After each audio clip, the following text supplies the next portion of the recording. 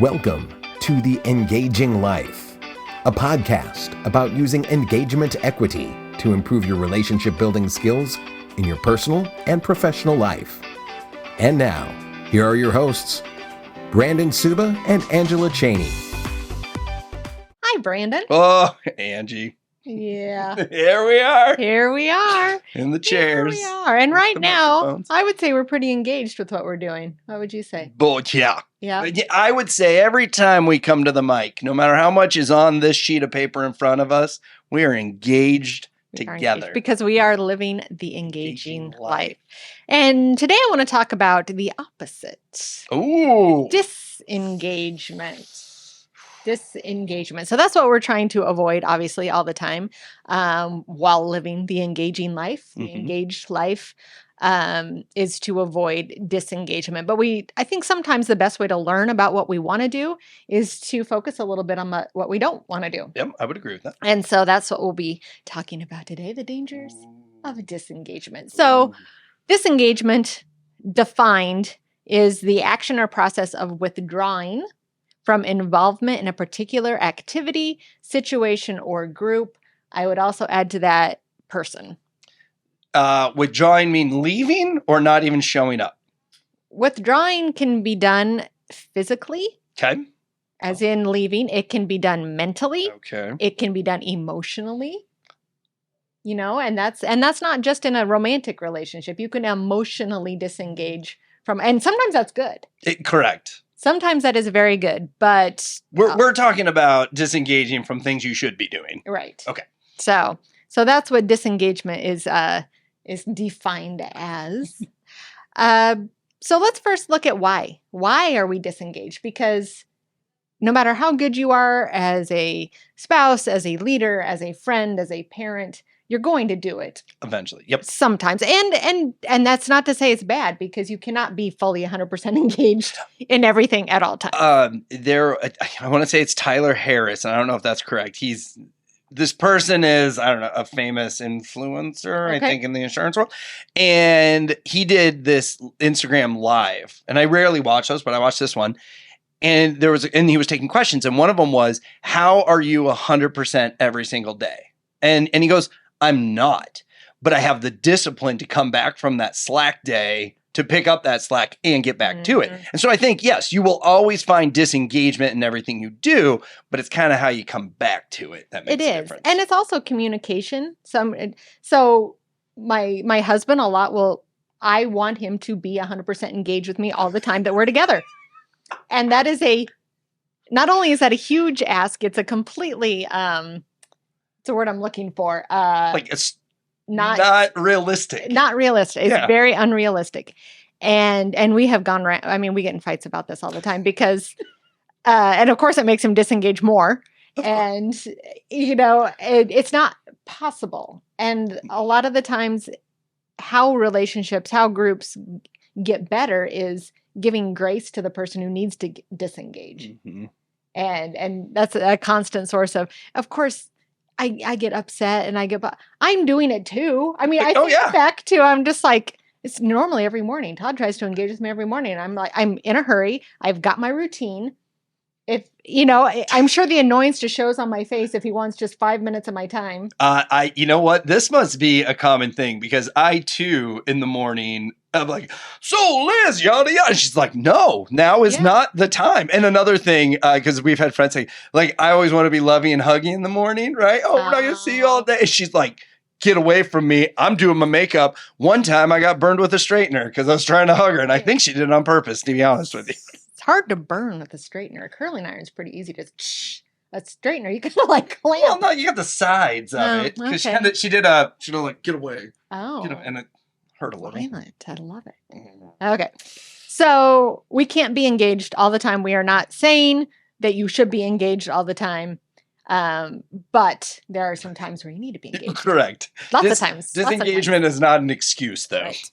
So one of the reasons, and we're going to pull some current events here, COVID has made people a lot more disengaged because they didn't have to be. They didn't have to go out and see people. Nope. They didn't. And, you know, obviously if you have a family, they were home, you know, and you had to be around them. But work people, meeting. I mean, this was kind of a catch-all excuse to disengage.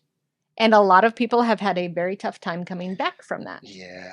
A lot of people became much more engaged after that because they saw how much it affected their life and their mood and their relationships. So they came back more engaged.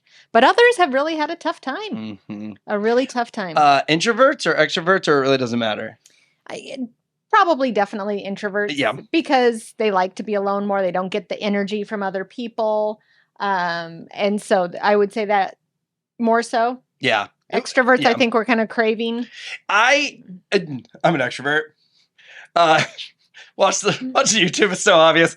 I thought I liked the disengagement, and well, let's just use it. I'm in the office almost every day. Like, we can work from home if we'd like, and I'm in the office because I want that. And I was almost worried I didn't want that. Like, I wasn't gonna. It took no effort whatsoever. That really plays into my next point, which is we have convinced ourselves we're introverts. Yep. And that happens. So not really convinced ourselves are introverts, but have convinced ourselves we don't need other people. Mm-hmm.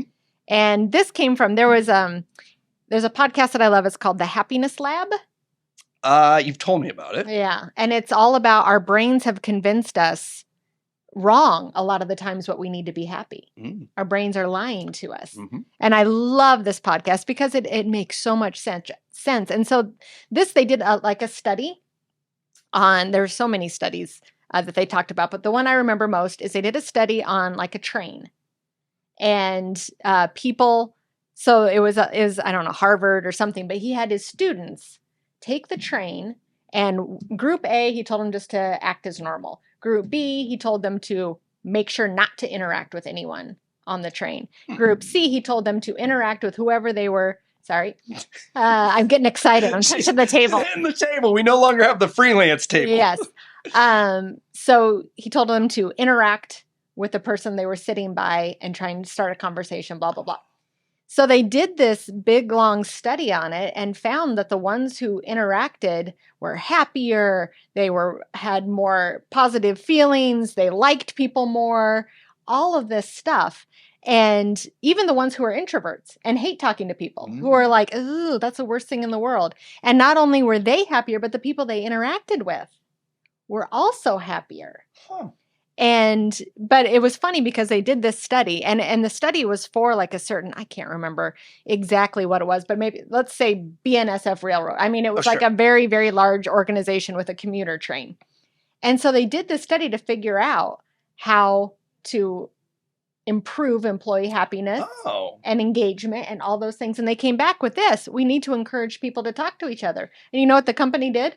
They created a quiet train where people could go where you were not allowed to talk to. They did the opposite. And it's just such that mindset. They thought they knew what would happen going in. The results were completely different. Yeah. But they still stuck with the what? And what's even funnier is they said, have you ever tried to do something like this before? And they said, yeah, we once had a bar car in the train. And they're like, why'd you get rid of it? Thinking that, oh, nobody liked it. There was complaints. You know what the reason was? Money? It was too busy. It was too crowded.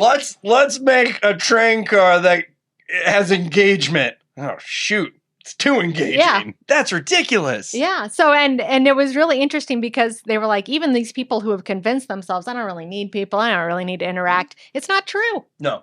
It is integral to our happiness and well-being. So tribes. Don't you? It all goes back to we were born, raised in tribes. The wolf pack, I think, is closer to humans than we want to admit. We need people. We were put on this earth to interact and help each other. Yes. Another reason we've been burned. I'm going to call my husband out here because this is something that happens to him a lot. He doesn't have a whole lot of friends because as soon as they do something wrong, he writes them off. Oh. And I think that definitely comes from when he was a kid. He got moved around a lot and was never really able to form deep relationships, deep bonds. He doesn't know how to do it. And so the minute somebody does something wrong, well, done, on to the next one. I mean, he doesn't do it with me, obviously. Or we'd be like the Yet. No, I'm just we did that. We talked about the yet. he tried in the beginning did? and he couldn't quit me. Keep it rugged. So it obviously doesn't do it with kids, but with friends, he does it terribly. He'll be like, da da da. Oh, they didn't invite me to one thing. Done. It's bad. Ooh. And he knows it. He Sure. knows it's bad. Yeah. We talk about it a lot, but if you get burned, it's so easily just start drawing back. I don't want to deal with that. I don't want to be hurt. I don't want to try anymore. So that's a reason. Lack of honest communication is huge. We tell ourselves stories all the time. It's easy to be like, she didn't do XYZ because she doesn't like or respect me.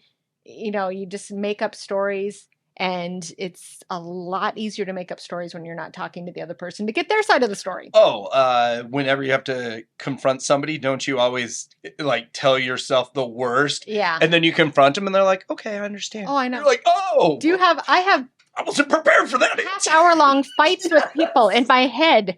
And I get all worked up and then you talk and they're like, that didn't happen at all. No, yeah. Just, wow. Yeah. Yep. But if you don't actually talk to them, that's the only conversation you've had. Right. Then that's the not one in your fair. head. And that's not fair. It is not fair at all. Another is we feel like we're not getting as much as we're giving. So that's that whole either tit for tat mentality or even the what have you done for me lately? They're not doing anything for me. Why should I do something for them? But it's so easy to pull back if you think the relationship starts getting weighted very heavily on what you're doing and you're not getting anything back. And I think we all want to have a big heart and we want to help. I'm going to use somebody, let's say, that's going through addiction, right? Okay. And we want to have a big heart and we want to help them and they're not even helping themselves. Yeah. I know for a fact I struggle then with the I'm not going to continue. Right. And there are definitely times. You have to cut it off. Who do you have to take care of first? You. And if somebody's draining you, if somebody's toxic, again, that's a time when disengagement is good. Right. There is a time to disengage. Yep. And there are people that you have to disengage from. So that's kind of more of a personal, but now let's look at why our employees are disengaged. Because disengaged employees are very, very dangerous to the culture, to your organization, everything. So one reason is they do not have enough autonomy or decision-making power. Even if they have the title. And or if the person they're working for is a giant ask hole, right? And it's like, give me input on this, and then they just do what they want anyways. Yes. How does that encourage anybody to come and be like, you know what? You told me no 7 times of all my IDs. I've got another one. Yeah, ideas. Yeah, and it's at every level. Even your entry level part-time employees, you can give them some decision-making abilities. Even if it's you get to decide what type of bagels we get on Fridays or something. Give them something. Yeah. So that they have at least some personal power. The next is what you just said, giving power then taking away. Oh, I had a boss. Culture killer. And she was doing our sheet. And I guess I might as well say what it was. It was a layout of the magazine. Oh. And this stressed her out all the time. She never had time for it, this and that. And I was like, hey, I want to take some of this off your shoulders. I want to start doing this for you. And she was like, okay. First time I didn't do it exactly how she wanted to. She didn't talk to me about it. All of a sudden she started doing it again. It was so demoralizing. And I became very disengaged for a while. I'm just like, yep. Number one, I didn't do it wrong. Nothing. I didn't do it wrong. I may have done it, or I may not even have not done it the way she did. She just realized she didn't want to give up the power. Yeah. And then didn't have a talk with me like, hey, thank you for trying to do this. It really made me feel icky. It made me feel I'm going to. Yeah. Which would have been fine. Yep. But there was no discussion about it. It was just all of a sudden I wasn't doing it anymore. And I'm like, yeah, very disengaging. They're in the wrong job. Oh, yeah. So you put somebody, if you ask a frog to fly, he's going to feel like a failure his whole life. That's right. Fish to fly. Frog. Yeah. I guess I thought I was going to say fish to swim, but hopefully they swim. Hopefully they would. That's be asking that. them to fit. A frog too. Put a salesperson in a processing position or a processor. Yeah. That's what always blows my mind because I'm around a lot of underwriters and processors now, and when I tell them what my day looks like, I can see some of their eyes. They're just like, that I couldn't do that. That sounds like it. And I'm like, I couldn't do what you're doing. Yeah. So we're just a little different. And being able to, so going back to like a spouse type situation, there's something that's very relaxing, like data entry is very relaxing to me, not to do all day. Right. Not to do all day, Yeah, but I it's mean, like never do. just enough that I have to think about it. So my brain can't be like, do, but not enough to really stress me out. Mm-hmm. And so, and Todd hates it. And so we try and make, when there's a task like that, it's like, give it to me. Give me an hour to just relax and zone out and do some data entry. I will like it. Yeah. Definitely different people like different things. They do. So They do. make sure you got people in the right job. They aren't receiving the right tools or feedback.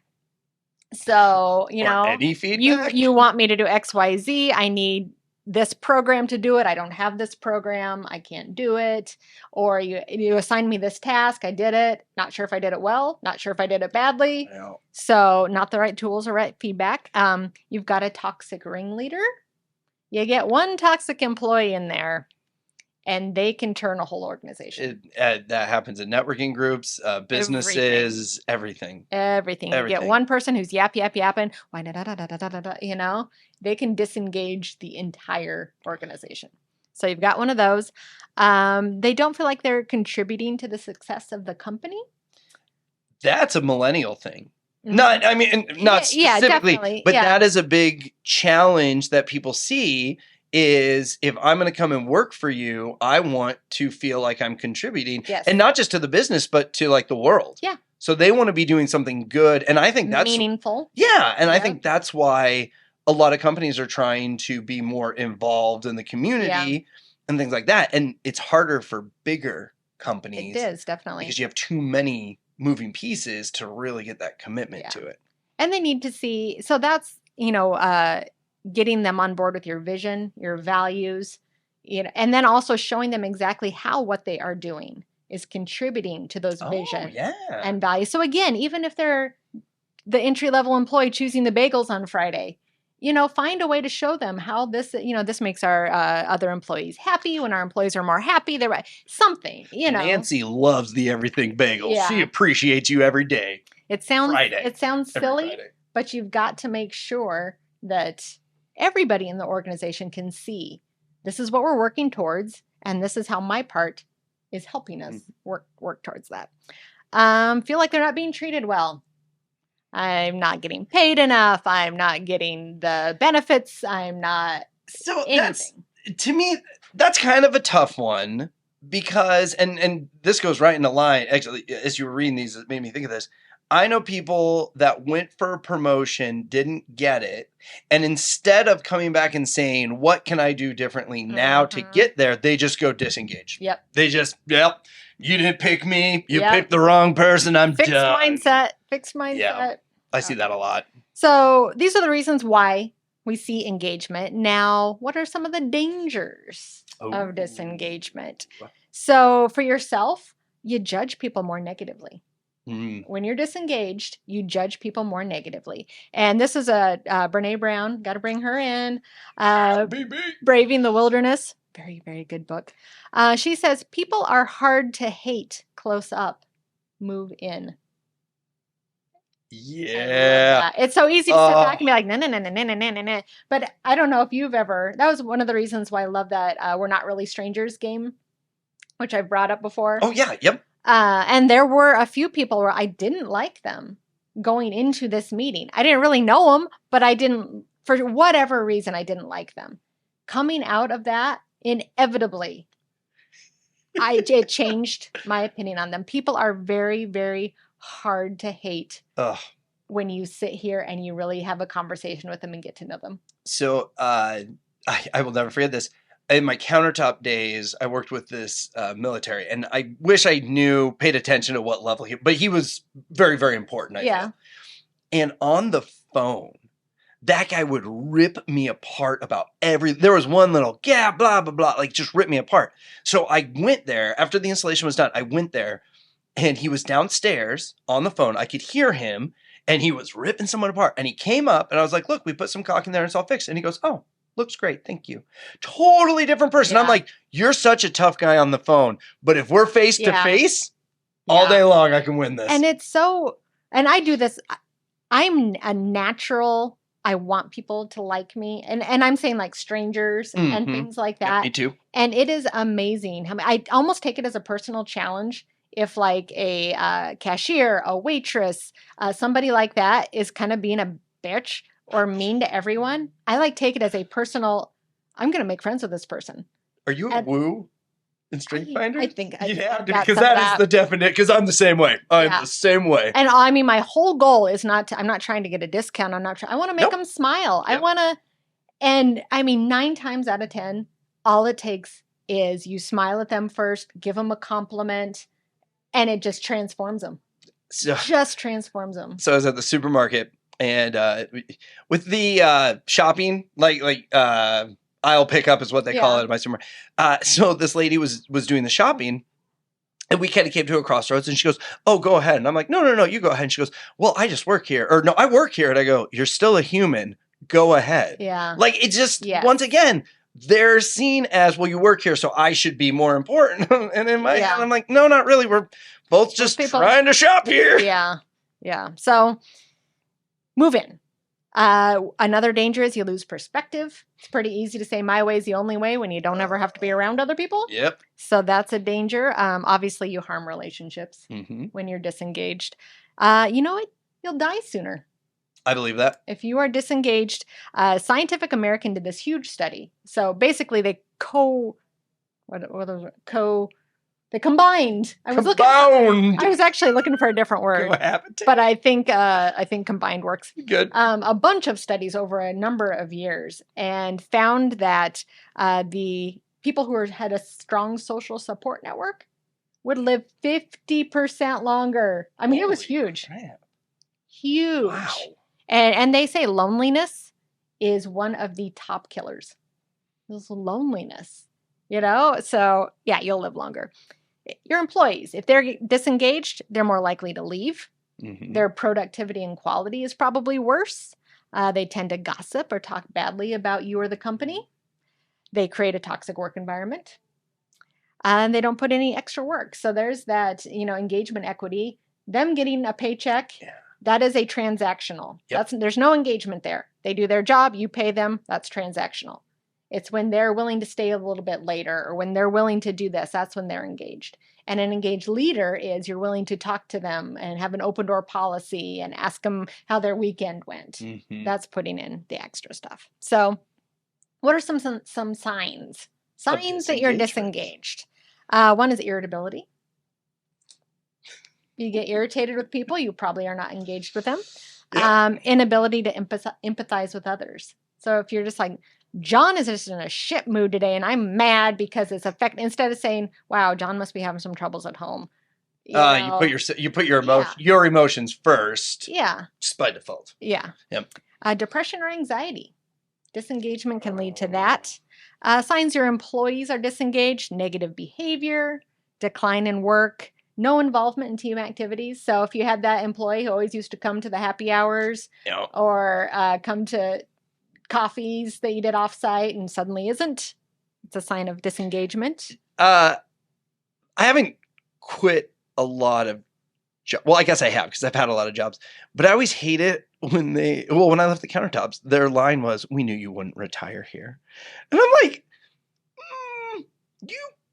didn't you want the mindset of like, yeah, the sales guy's going to retire here and that's how you should treat the person? And we had just done a test too. And according to my test, I was disengaged and I was looking for something else anyways, but it's funny that you say that because let me rephrase that. It amazes me how many owners or managers miss that. Yeah. Oh gosh.